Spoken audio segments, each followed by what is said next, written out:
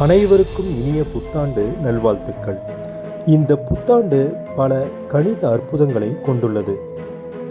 2025ஆம் ஆண்டு ஒரு முழு வர்க்க எண் ஆகும் மற்றும் இது 2 வர்க்கங்களின் பெருக்கற்பலனையும் கொண்டுள்ளது மற்றும் இது 3 வர்க்கங்களின் கூடுதலையும் கொண்டுள்ளது. 1936ஆம் வருடத்திற்கு பிறகு வரும் முழு வர்க்க எண் 2025 ஆகும். இது 1 முதல் 9 வரை உள்ள எண்களின் கணங்களின் கூடுதலையும் கொண்டுள்ளது. நம் தலைமுறை காணக்கூடிய ஒரே வர்க்க வருடம் இதுவாகும்.